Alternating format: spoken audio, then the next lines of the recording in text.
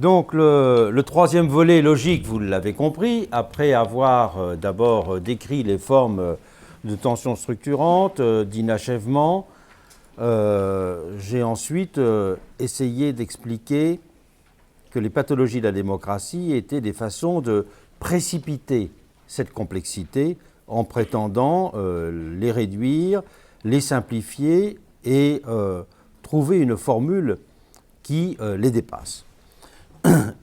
Je voudrais, à l'inverse, dans cette dernière séance, montrer que c'est un principe de complication qui peut répondre à cet inachèvement structurel des démocraties. Et je vais reprendre chacun des points que nous avons envisagés pour voir comment on peut utilement compliquer cette démocratie. Première dimension, la question du sujet de la démocratie. Comment mieux représenter un peuple indéterminé ? Dès lors que l'on ne pense pas que représenter ce peuple indéterminé, c'est trouver une forme qui en incarnerait l'essence, ou trouver une expression qui en serait la parfaite incarnation. Il faut pour cela, me semble-t-il, d'abord rappeler un élément d'histoire qui n'est pas inintéressant. C'est les débats qu'il y a eu pendant la période révolutionnaire française pour ériger des monuments à la souveraineté du peuple. Le débat avait notamment été posé à Paris d'ériger une grande sculpture sur le Pont-Neuf représentant la souveraineté du peuple. Alors on avait déjà trouvé une chose, c'est que cette sculpture, elle serait composée avec des pierres prises à la Bastille, et si on avait besoin de bronze, avec des morceaux de canon pris à la Bastille. Donc, on voyait bien comment ce peuple qu'on voulait célébrer à travers sa souveraineté allait être en quelque sorte reprendre possession de ce dont il avait été dépossédé par ces symboles qui étaient les pierres de la Bastille et les canons de la Bastille. Et la discussion était la suivante. Comment figurer le peuple ? Et il y a eu, grosso modo, deux projets qui se sont fait jour. Un projet consiste à dire il est tellement difficile de figurer le peuple qu'il faudrait que l'on fasse une sorte de petite pyramide et que sur cette pyramide, on appose tout un ensemble de signes avec les mots qui font référence à cette souveraineté du peuple. Donc on aurait les mots égalité, on aurait les mots souveraineté, on aurait les mots liberté. Donc le peuple serait infigurable et il n'existerait qu'à travers un certain nombre des principes qui l'expriment et qui le font vivre. Une deuxième idée est de dire le peuple, il est puissance. Et donc on va le représenter comme un Hercule. Et de fait, pendant la Révolution française, les deux principales allégories du peuple, ça a d'abord été des figures d'Hercule. Et parfois, on a fait le lien entre les figures d'Hercule et cette volonté de trouver les mots qu'il exprimait. Et donc, on avait l'Hercule qui tenait comme des billets à la main. Et dans ces billets à la main, il y avait ces mots liberté, souveraineté. Ce qui est intéressant, et Goya reprendra beaucoup cette image dans celle du géant, et tout un ensemble de... On peut faire toute une histoire de l'Hercule dans les représentations symboliques, si je puis dire, du peuple et de sa puissance. Donc là, il est représenté non pas comme un fait social, mais il est représenté en quelque sorte comme une projection politique. Car l'Hercule, qu'est-ce sinon la projection politique de l'idée d'une puissance ? Et la deuxième représentation classique du peuple pendant la Révolution, c'est l'œil. Le peuple est symbolisé par un œil, l'œil étant l'instrument de la surveillance. L'œil de la surveillance du peuple, qui est à la fois, à cette époque-là, un symbole maçonnique aussi. Et donc vous avez beaucoup de représentations du peuple, c'est comme l'œil de la surveillance, souvent même est écrit en dessous « œil de la surveillance du peuple », qui est inscrit dans un triangle maçonnique. Notamment parce que dans les milieux des cordeliers ou les milieux de la société des Amis de la Vérité, il y avait un milieu franc-maçon qui était assez présent. Et vous voyez que cette difficulté de figurer le peuple faisait qu'on ne le faisait exister qu'à travers soit une projection de puissance, soit une fonction. c'est-à-dire qu'il était puissance ou fonctionnalité, mais il n'était pas figure sociale. En tant que figure sociale, il arrivait difficilement à être figuré, alors qu'auparavant, quand on avait des grandes cérémonies sous l'Ancien Régime, quelle était la représentation du peuple? Eh bien, c'est simple, c'était le défilé des corporations, le défilé des paroisses organisées. Le peuple, il était l'image qui était en référence à ce que j'ai appelé ce matin la possibilité d'un monde d'institutions dont on puisse faire une carte en modèle réduit. Et donc, il était incarné par ces institutions. Il n'y avait pas de distance entre le fait social et le fait institutionnel. Et donc, le corps du peuple se donnait directement comme une institution. Et pour cela, il était éminemment représentable. Alors évidemment, la modernité démocratique, c'est le fait que cette saisie du social dans l'institution va être défaite. Et donc, il va falloir trouver les moyens d'exprimer et de rendre visible et sensible une catégorie qui ne se donne plus dans une institution immédiate. Cette remarque suggère donc que l'entrée dans une société d'individus transforme considérablement, et même complètement, les conditions de la représentation. En faisant tout de suite une remarque additionnelle. C'est que, même si on est rentré dans des sociétés d'individus, les représentations collectives vont longtemps rester des représentations d'une société de classe comprise comme une société de corps. Quand vous faites l'histoire du syndicalisme en France, par exemple, très longtemps, vous voyez des textes qui considèrent la classe ouvrière en l'appelant le corps ouvrier. Comme si on avait une réinscription du monde des classes dans l'imaginaire des corps. Et vous ne pouvez pas comprendre l'histoire du mouvement ouvrier français ou l'histoire du mouvement ouvrier britannique ou allemand si on ne comprend pas cette ressaisie du monde des classes, c'est-à-dire quand même un monde des individus, dans un monde des corps. Et on témoigne tout un ensemble d'ailleurs de pratiques dans les syndicats à l'origine qui est très intéressant. C'est que les syndicats sont représentés dans les congrès ouvriers, dans les débuts de la CGT jusqu'à la Première Guerre mondiale, en tant que corps professionnel. Et donc, chaque syndicat a un représentant, parce que chaque syndicat est une forme sociale, et non pas simplement un décompte arithmétique. D'où ce fait très connu dans l'histoire de la CGT, qui a souvent été discuté, que le fameux syndicat des briquetiers de Seine-et-Marne avait 5 adhérents et avait la même voix au Congrès que celui des métallurgistes de la Seine, qui avait 15 000 adhérents. Car le vote, c'était un vote par tête et pas un vote par voix. Parce que voter par tête voulait dire qu'on compte justement un ensemble d'individus, et voter par corps voulait dire au contraire que l'on comprenait que le corps ouvrier existait comme une vérité organique qui n'était pas réductible ou assimilable à la donnée arithmétique du décompte du nombre d'adhérents. Il faudra attendre les congrès du lendemain de la Première Guerre mondiale pour qu'en France, dans les congrès de la CGT, on vote en tenant compte du nombre d'adhérents. Avant, c'est vraiment la représentation des corps sociaux. Et d'ailleurs, le langage du corporatisme restera très présent en France juste dans les années 50. Dans les milieux syndicaux, beaucoup de gens parlaient des compagnons et pas simplement des camarades. Et donc c'est tout un langage aussi, un langage de la fraternité, un langage de la participation qui se coulait dans cet imaginaire des corps. Je fais cette petite précision historique pour bien montrer que le problème de la représentation plurielle du peuple, ou la représentation des figures multiples du peuple, a longtemps été théoriquement posé dans ces termes inédits, mais pratiquement, on a continué à penser la société moderne comme une société modernisée des corps. Et que cette modernisation des corps, par exemple, c'était toute la vision proudhonienne, un des grands thèmes proudhoniens, c'est qu'il faut imaginer des corporations nouvelles. Des corporations qui ne seraient plus des corporations fermées d'Ancien Régime, mais qui seraient des corps démocratiques, des corps d'un genre qui ne répond pas simplement à la clôture d'un groupe, mais à un mode d'organisation organique. Donc on garde le principe organique sans garder l'idée de clôture. C'était ça la grande idée proudhonienne pour faire vite. Alors comment penser cette représentation plurielle? Eh bien en décomposant les différentes figures du peuple.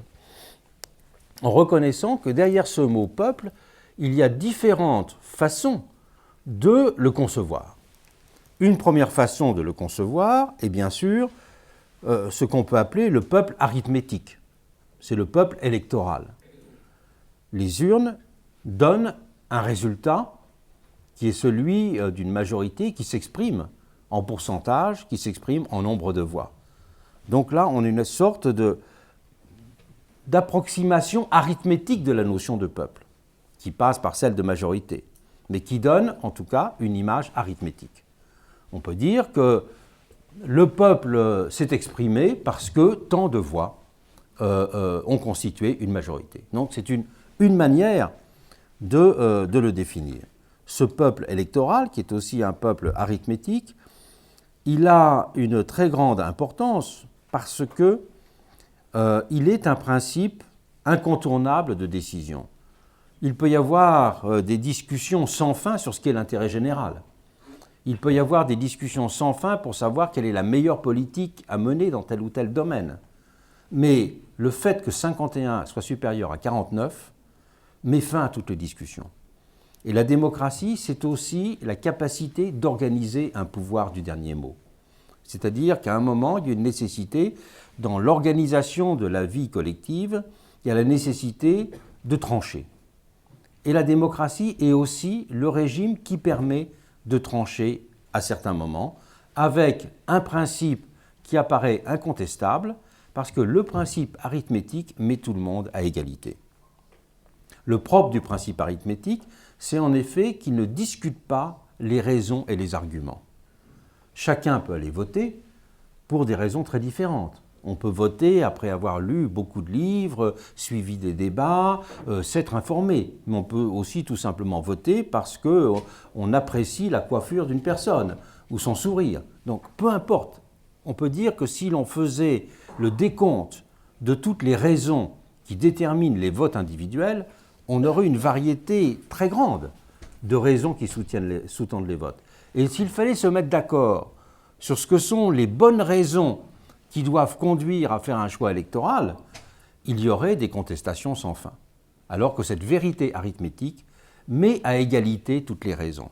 Ou plutôt ne considère pas les raisons et les regarde toutes comme équivalentes. Donc il y a pour cela une force considérable du peuple arithmétique qui est une réalité à la fois sociale et une réalité procédurale. Il y a les deux dimensions. La deuxième façon d'approcher le peuple, c'est de considérer le peuple comme une construction historique. Le peuple, il n'est pas simplement une réalité instantanée. Le peuple, il est une vie collective.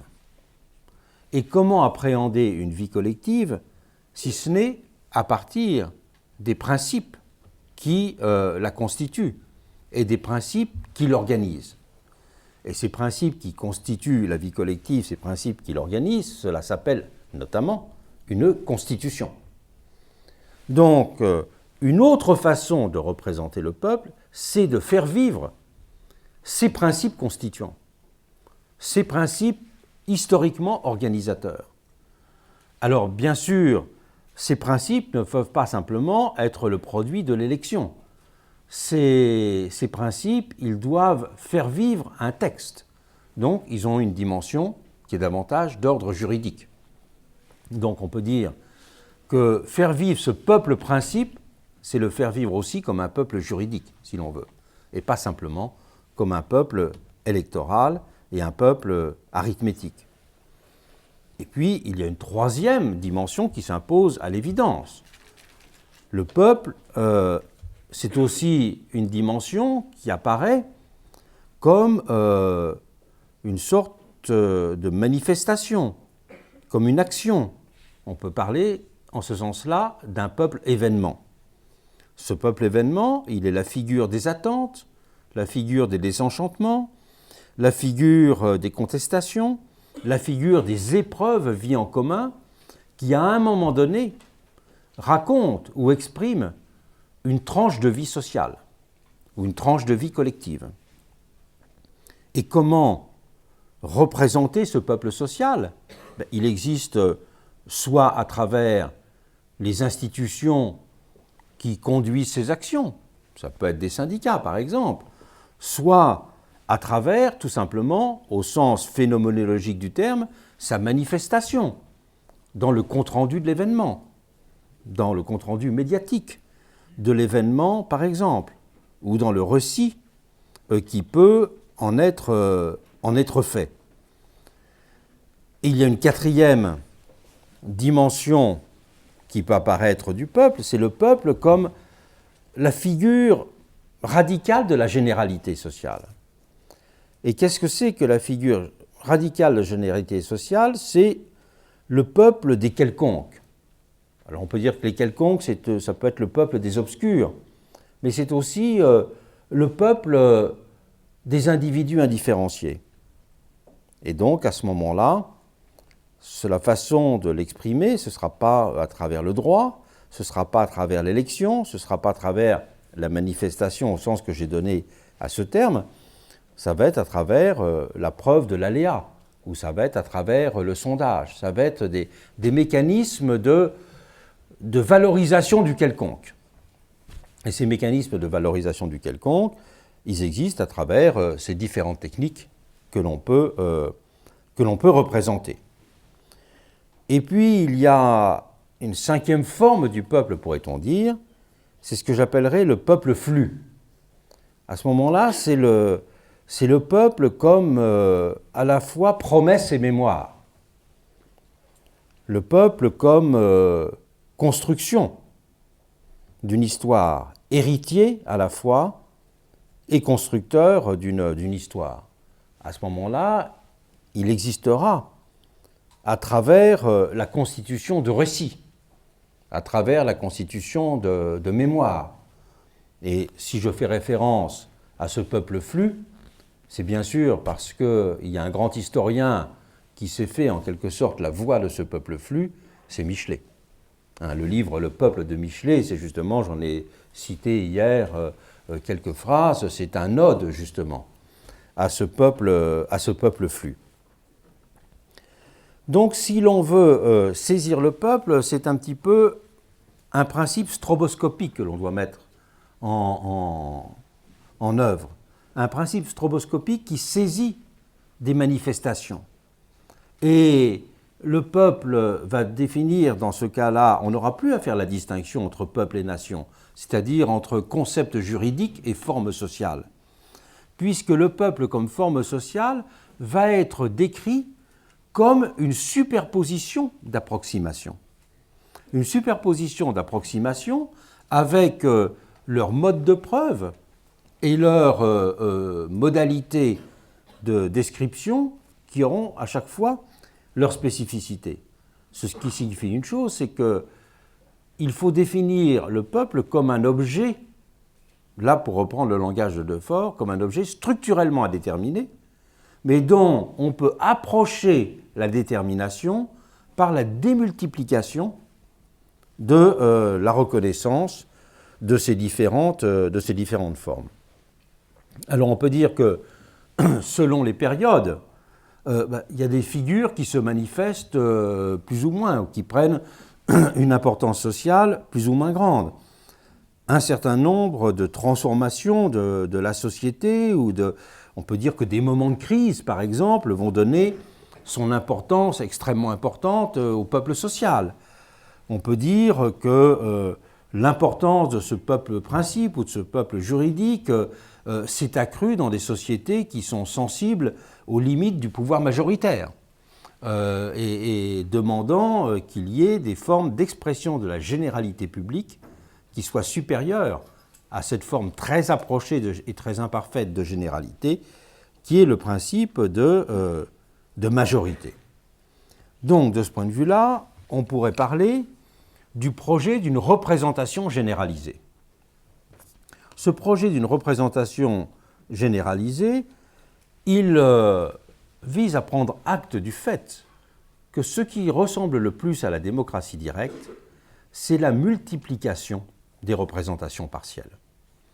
Et celui qui a eu cette idée, le premier, de façon très explicite, au début de 1793 en France, c'est Condorcet. Ça, c'est une grande idée de Condorcet.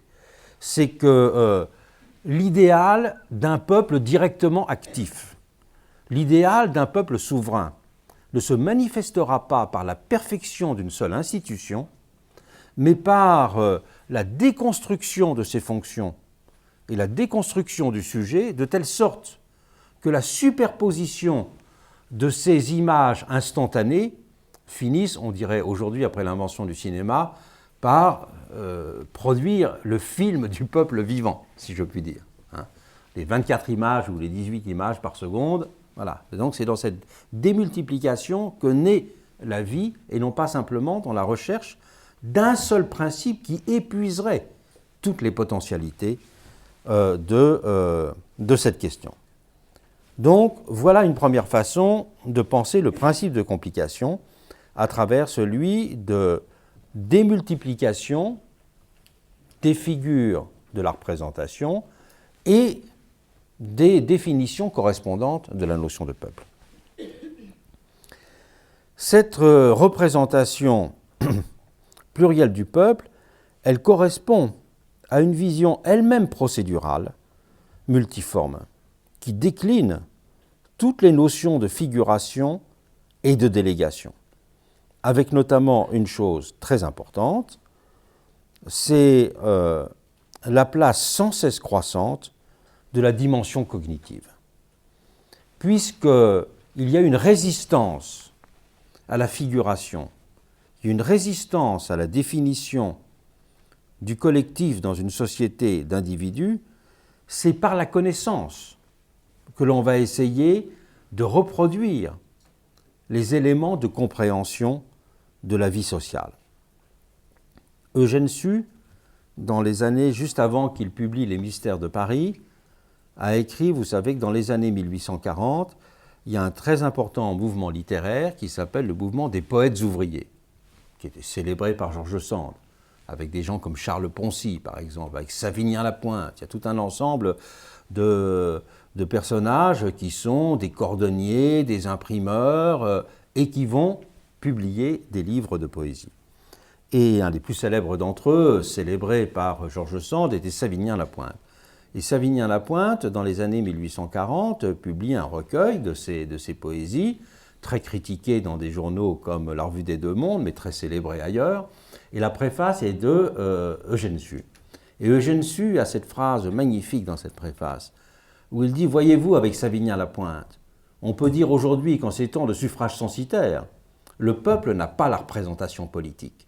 Le peuple est laissé de côté dans le monde politique, mais il a la représentation poétique. » Et que voulait dire dans cette opposition de la notion de représentation poétique et de représentation politique Eugène Sue? Il voulait dire une chose fondamentale, c'est que la représentation, c'est rendre présent des réalités, c'est raconter des morceaux d'histoire, c'est faire vivre des vies sociales, c'est faire ressurgir le monde oublié, c'est éclairer les ténèbres. C'est donc, en quelque sorte, confondre presque le mouvement de représentation avec un mouvement de production littéraire de la réalité.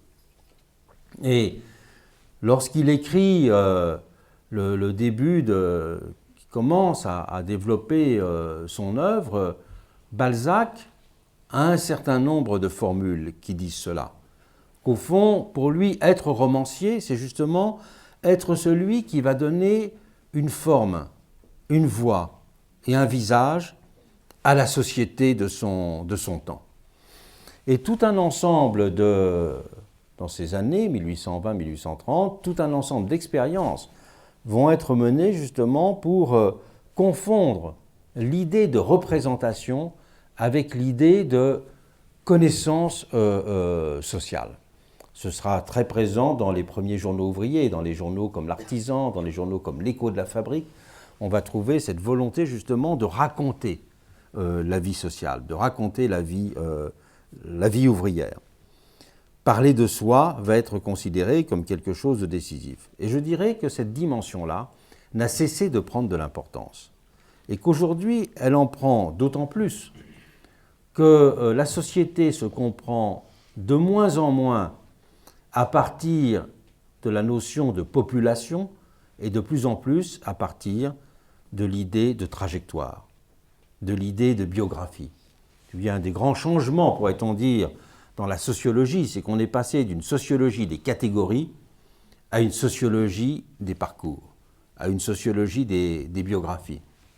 Les économistes et les sociologues l'ont très bien compris dès le début des années 80, confrontés à la question d'une catégorie qui était nouvelle à l'époque, celle des chômeurs de longue durée. Et on s'est très vite rendu compte qu'il n'y avait pas une population sociale qu'on pouvait appeler les chômeurs de longue durée, mais qu'il y avait des expériences et des figures du chômage de longue durée.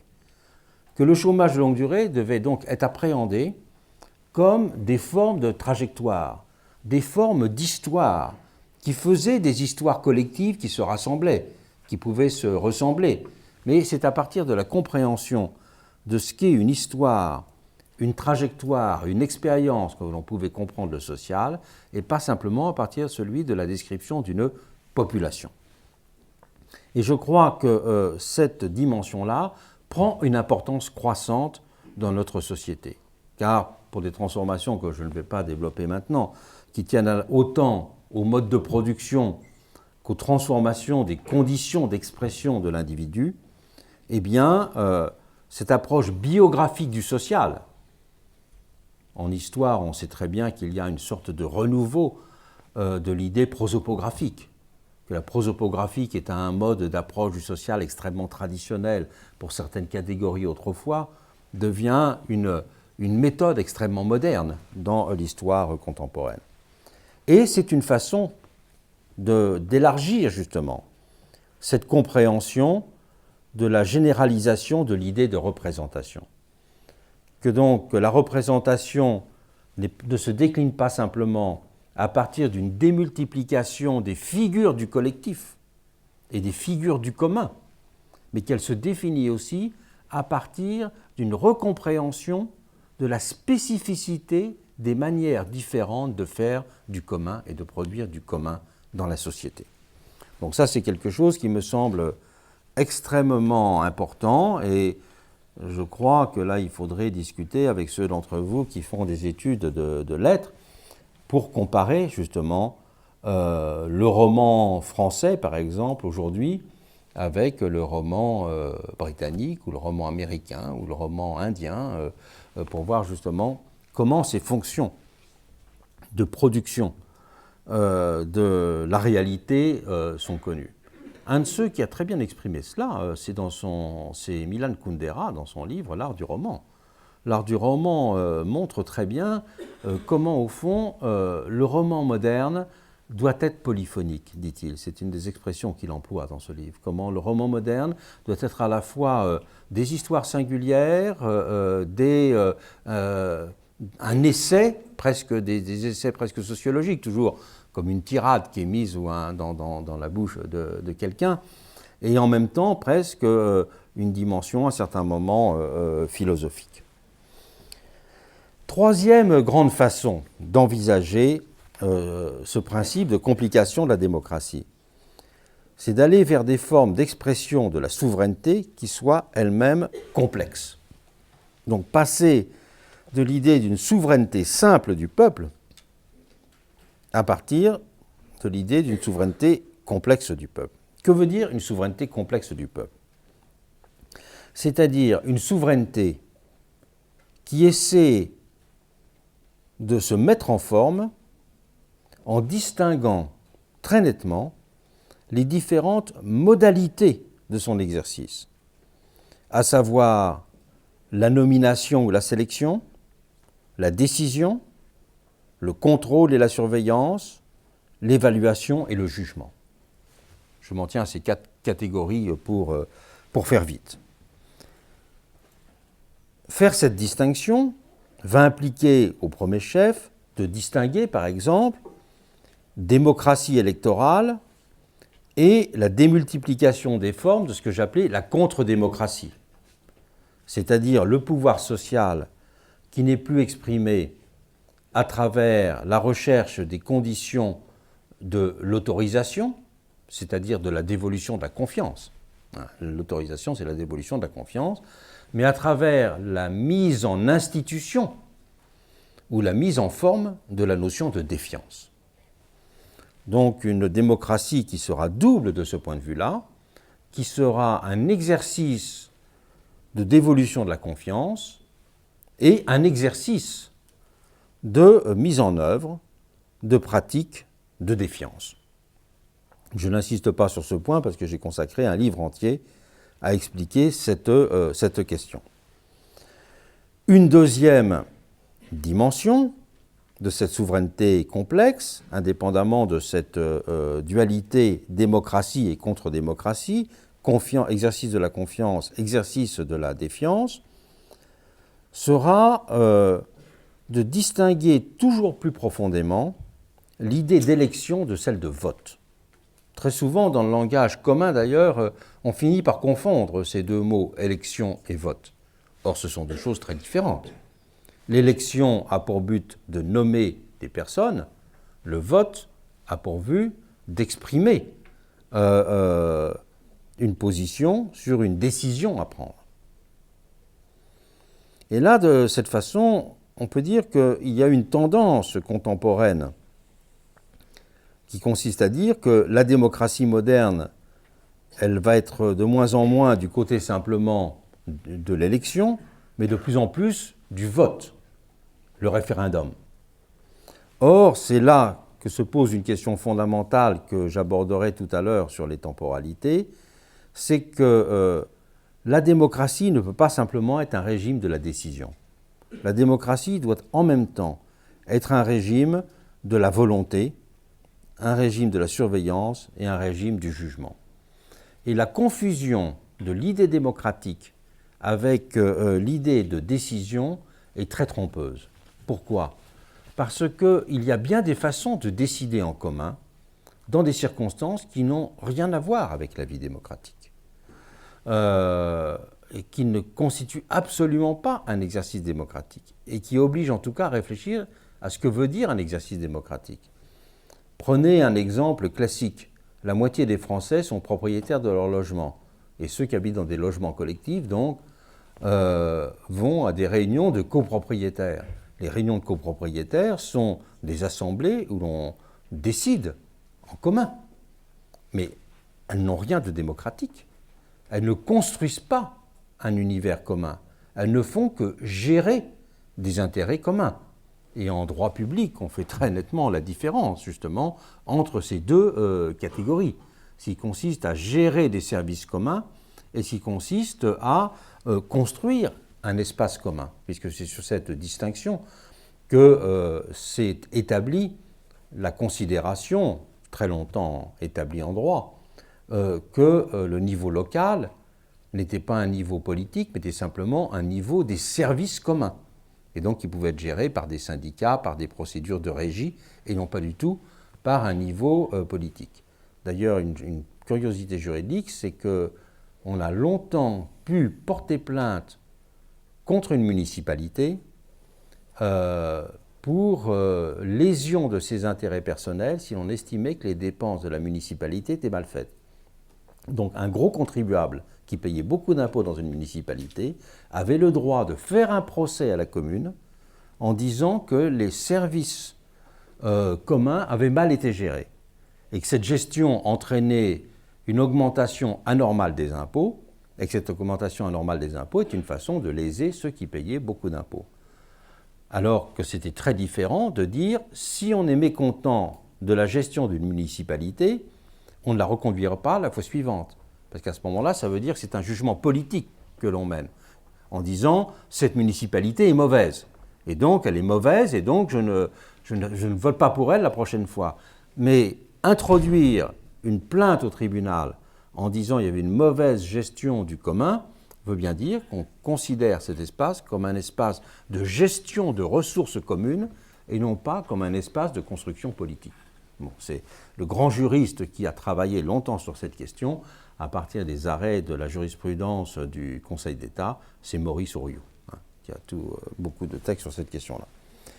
Donc cette distinction entre décision et construction du commun me paraît très importante. Une troisième manifestation de la souveraineté complexe, c'est la méfiance vis-à-vis des projets de réduction des interfaces. En tout cas, le questionnement de cette réduction des interfaces. Le problème, très, très longtemps, a été posé à partir des premiers comités électoraux. On a beaucoup discuté ces temps derniers en France des primaires, mais cette question était à l'ordre du jour en 1848 de la façon suivante. Les élections en 1848, les premières élections au suffrage universel, étaient des élections au scrutin de liste. Et il y a eu toute une campagne dans laquelle Lamennais a joué un rôle spécialement important, mais beaucoup d'autres, consistait à dire la chose suivante.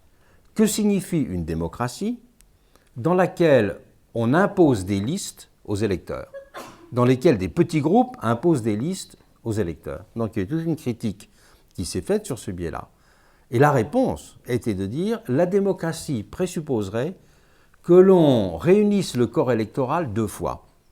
Une première fois pour choisir les candidats et une deuxième fois pour confirmer le choix des candidats. Et effectivement, vous voyez en 1848, et non, c'est une question qui n'a pas été très bien étudiée historiquement, mais vous voyez en 1848, il y a beaucoup de documents que j'ai consultés qui permettent de retracer cette histoire.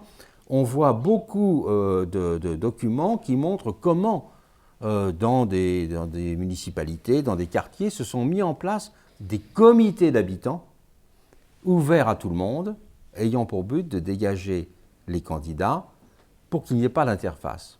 Mais en même temps, le problème, c'est qu'il est très difficile d'avoir une démocratie sans interface. C'est-à-dire qu'il faut bien, à un moment, prendre une initiative.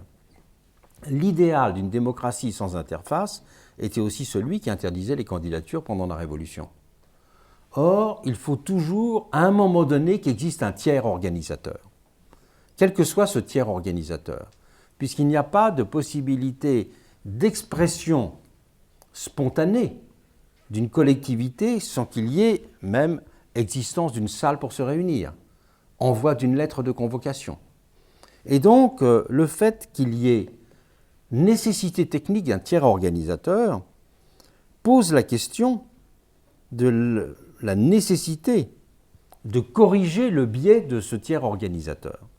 Alors, la façon classique de corriger le biais de ce tiers organisateur, je viens de citer cette expérience des primaires de, si je puis dire, de 1848, mais c'était dans l'Amérique de la fin du XIXe siècle, l'organisation des primaires pour déposséder les bosses locaux, disons, du pouvoir de nommer les candidats.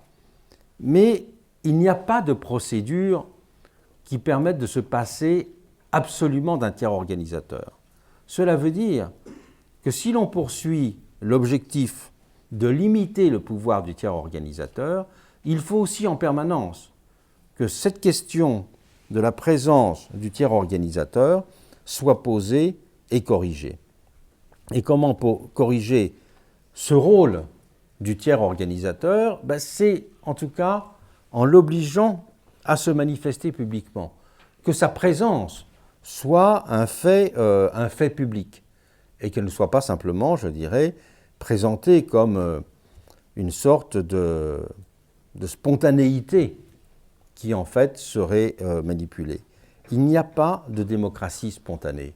Toute démocratie est organisée, mais il faut que cette organisation obéisse à un impératif de publicité et que cet impératif de publicité, il soit évidemment contrôlé et qu'il soit mis en œuvre avec beaucoup de vigilance.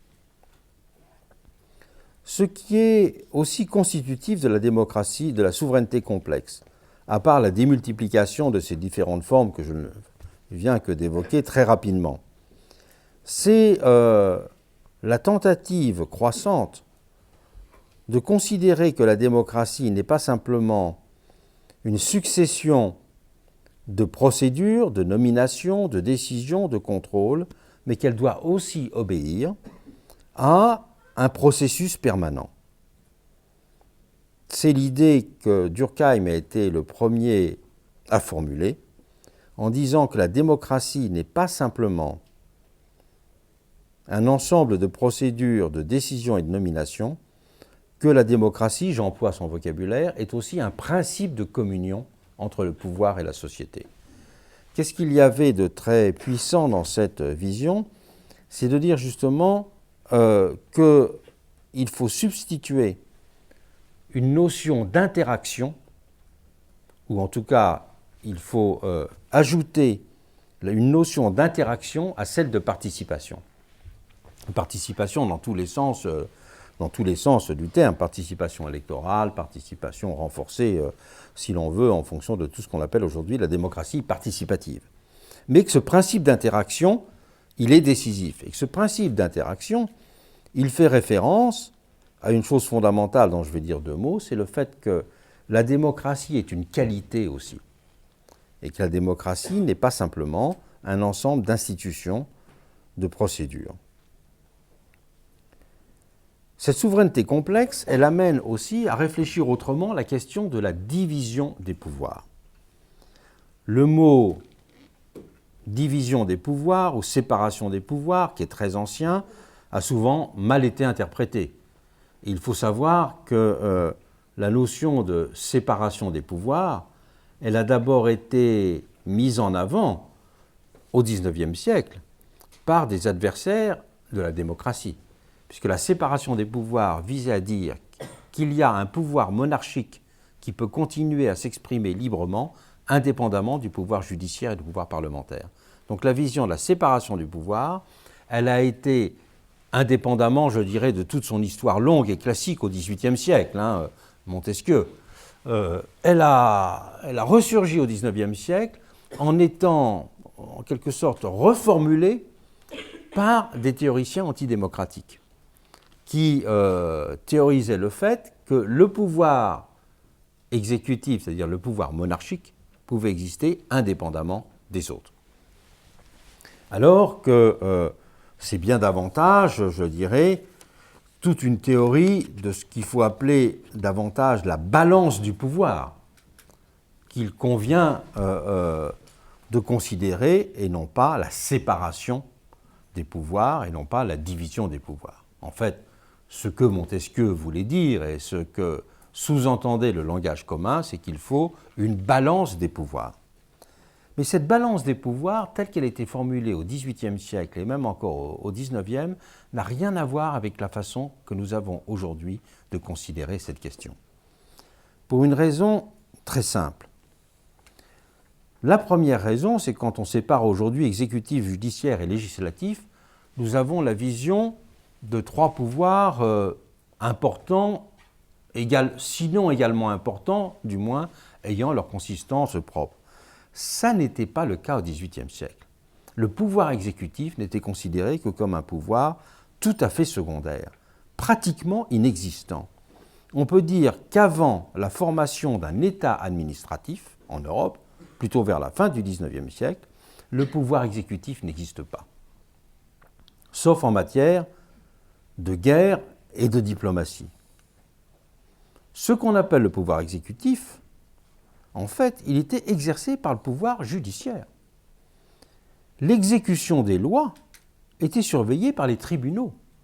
On pensait que c'était les lois qui devaient gouverner et que contrôler l'exécution des lois revenait au pouvoir judiciaire. C'est la hiérarchie des juridictions qui donnait au Parlement, qui enregistrait les lois, ce droit de gérer en quelque sorte cet écart entre le fait et la norme qui est au principe du pouvoir judiciaire. Et Hamilton disait qu'au fond, le pouvoir exécutif, s'il ne consiste qu'à trancher les litiges selon les lois déjà faites, c'est un pouvoir judiciaire. En revanche, là où était la vraie discussion historique sur la séparation des pouvoirs ou la balance des pouvoirs, c'est à propos du pouvoir législatif. Le pouvoir législatif, le pouvoir de faire les lois, était un pouvoir qui était décomposé, qui n'était pas simplement celui des parlements, mais qui était celui des parlements dans le rapport avec les traditions existantes. Les parlements, étant eux-mêmes à la fois des organismes de production de la loi et des organismes judiciaires.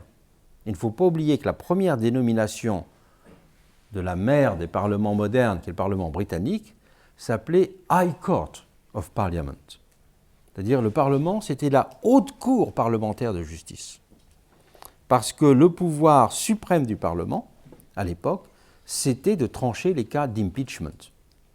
C'est-à-dire que le Parlement était à la fois un organe de production des lois, un organe de leur contrôle et aussi un organe de contrôle des autres pouvoirs. Et donc c'était plus une démultiplication du pouvoir parlementaire qui était en cause. Alors qu'aujourd'hui, ce que nous voyons, et pardon, juste encore un mot, le monisme français, il a été un légicentrisme parce qu'il croyait véritablement que des bonnes lois suffiraient à gouverner et que le pouvoir exécutif pourrait être supprimé. Je rappelle pour mémoire que pendant la Révolution, on a supprimé les ministères en disant, dans une république bien faite, si les lois sont bien faites, il n'y a pas besoin de ministres. Car la présence des lois fait que des tribunaux peuvent être là pour voir leur application, mais il n'y a pas besoin de ministères. Il n'y a pas besoin de pouvoir exécutif. Une bonne république arrive à mettre fin au pouvoir exécutif. Et toute cette vision de la suppression du pouvoir exécutif était évidemment inscrite dans toute cette vision du rationalisme à la française, qui pensait que la perfection de la loi empêcherait qu'un écart se forme entre la norme et le fait, entre la théorie et la vie quotidienne, si je puis dire. Alors qu'aujourd'hui, nous vivons dans des régimes dans lesquels le pouvoir exécutif est devenu le pouvoir central et même le pouvoir qui absorbe presque tous les autres. Le pouvoir judiciaire est un pouvoir, je mets à part le pouvoir juridictionnel des cours constitutionnelles, mais le pouvoir judiciaire n'est que très peu un pouvoir politique, c'est un pouvoir de gestion de l'ordre pénal, de l'ordre civil, qui peut avoir des interférences avec le politique, quand un ministre peut être concerné par exemple, mais qui n'est pas un pouvoir de gestion politique. Et le pouvoir législatif, de par les règles existantes actuellement dans la plupart des pays de l'initiative, des lois par exemple, donne l'essentiel du pouvoir à l'exécutif.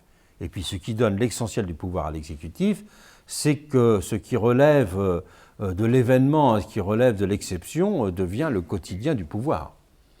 Et que c'est la raison pour laquelle les gouvernements sont de plus en plus solidement constitués, alors qu'au XIXe siècle, on avait dirigeants des grands pays comme la Grande-Bretagne, des conseils de cabinet qui avaient 8 personnes qui se voyaient une fois par mois. Bon, alors qu'aujourd'hui, évidemment, l'événement tombe sur la nuque des gouvernants.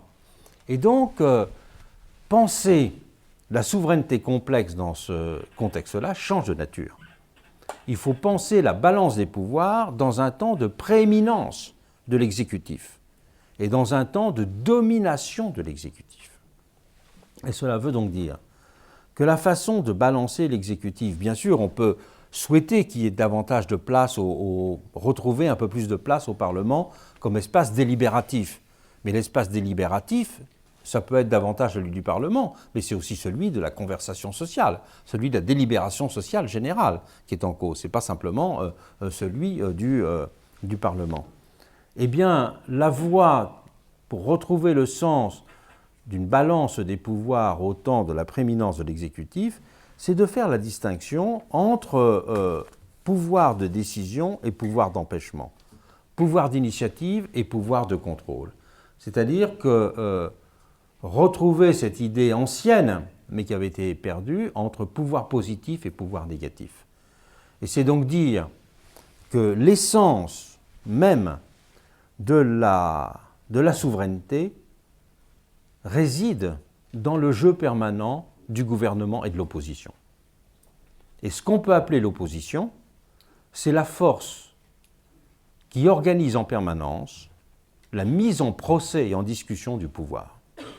Donc on retrouve dans ce qu'on peut appeler l'opposition politique, les partis d'opposition, cette fonction ancienne très importante d'une mise en accusation du pouvoir existant, d'une mise sous surveillance, d'une mise sous enquête, d'une mise en discussion et en contestation.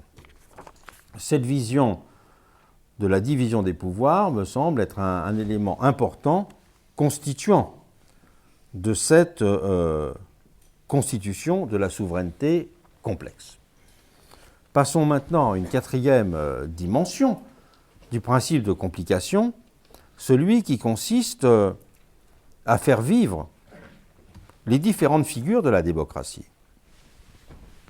Car dans les façons de simplifier la démocratie, on voit que simplement certaines dimensions de la démocratie sont prises en compte. Or, il y a bien 4 définitions de la démocratie, 4 définitions complémentaires.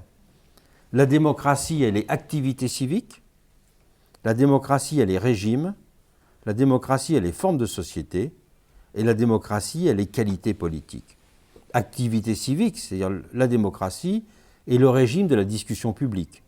C'est le régime de l'organisation de la dépendance du pouvoir, c'est le régime de la surveillance publique, c'est le régime de la critique, c'est le régime de la contestation, c'est le régime de l'expression citoyenne dans toutes ses différentes formes. Donc on peut dire que là, c'est la démocratie définie comme activité civique. Bien sûr, la démocratie, elle est aussi régime, c'est-à-dire un ensemble de procédures et d'institutions. Et on voit bien déjà que si on réduit la démocratie à un régime, eh bien, on perd de vue cette dimension de l'activité civique. Et on perd de vue la dimension de la forme de société. Or, juste pour refaire une incise, lorsque Platon parle de la démocratie, il la classe dans les régimes politiques à l'époque. Or, la démocratie n'est pas qu'un régime politique, et c'est ce qui fait sa spécificité. Elle est aussi forme de société, elle est mode de constitution du commun. Elle est mode de détermination des règles constituantes du commun. Toute la réflexion sur l'égalité que j'ai menée récemment. Et la démocratie, elle est en même temps qualité politique. La démocratie définit un état des conduites. La démocratie qualifie des conduites et des comportements. D'ailleurs, dans le langage commun, c'est très courant. On dit, ah ben, là, c'est pas de telle expression, de telle personne, c'est pas très démocratique. Ça veut dire, on a une personne qui n'a pas écouté les autres, une personne qui n'a pas été chercher de l'information, une personne qui ne s'est pas ouverte sur les autres, une personne qui a négligé ce que j'ai appelé tout à l'heure le principe d'interaction, ou qui ne lui a pas donné consistance. Et donc, une des caractéristiques des pathologies de la démocratie, de ces façons, je dirais, de la nier en prétendant l'accomplir, c'est toujours de réduire la démocratie à un seul de ces éléments. Soit d'hypostasier la démocratie-société en la concevant sur le mode d'un pouvoir-société et sur le mode d'une essence réalisée par une intelligence générale de celle-ci. Bon, c'est le soviétisme. Et du coup, on néglige la dimension d'activité civique. Et du coup, on néglige la dimension de conduite. Ou alors, on ne s'intéresse qu'au régime, c'est-à-dire la démocratie d'autorisation, ou la démocratie d'état de droit. Mais c'est bien ces 4 dimensions qu'il faut prendre en compte. Et c'est ce qui permet de revenir sur ce caractère que nous avons croisé plusieurs fois et qui fait l'essence, le moteur de cette démarche, le caractère aporétique de la démocratie. La démocratie n'a pas d'essence parce qu'elle n'est pas seulement un régime. Elle est forme et mouvement d'une expérience sociale. Elle est en effet impensable sans histoire et sans sentiment d'un manque et d'un inachèvement. C'est pour cela qu'il y a ce lien que j'ai signalé dès le premier exposé entre indétermination et désenchantement. Mais il y a deux façons de concevoir ce lien entre indétermination et désenchantement. Et c'est là que je voudrais citer Kelsen. Kelsen dit, si la démocratie, c'est des chapitres célèbres qui a pour titre « Démocratie et philosophie » de son livre, ses livres phares, « La démocratie », la nature de la démocratie. Et Kelsen dit, si on veut juger la démocratie à partir de ses résultats, de sa vision du bien, si la démocratie est un mode de production de l'ordre social, eh bien, à moins d'admettre, dit-il, que le peuple seul détient la vérité et le sens du bien, ce qui serait une hypothèse métaphysico-religieuse, on voit bien qu'on est très loin de pouvoir considérer que le régime démocratique produit nécessairement ce bien commun. Mais, dit-il, c'est justement au moment où ce constat, elle le mettrait dans une perspective très platonicienne, constituerait le jugement résumant les faits en disant que la démocratie ne produit ni le bien, la démocratie ne produit ni le juste, et donc c'est un régime dont la légitimité paraît irrémédiablement compromise sur ces deux plans-là. Et Kelsen dit, mais c'est justement à ce moment-là qu'il faut sauver l'idée démocratique. Il faut sauver l'idée démocratique parce que dans ce bas monde, personne n'a l'idée du juste, personne n'a l'idée du bien, et donc c'est parce que personne ne peut posséder l'idée du bien et du juste, et qu'il faut adopter une vision relativiste de ces valeurs, que la démocratie prend sens.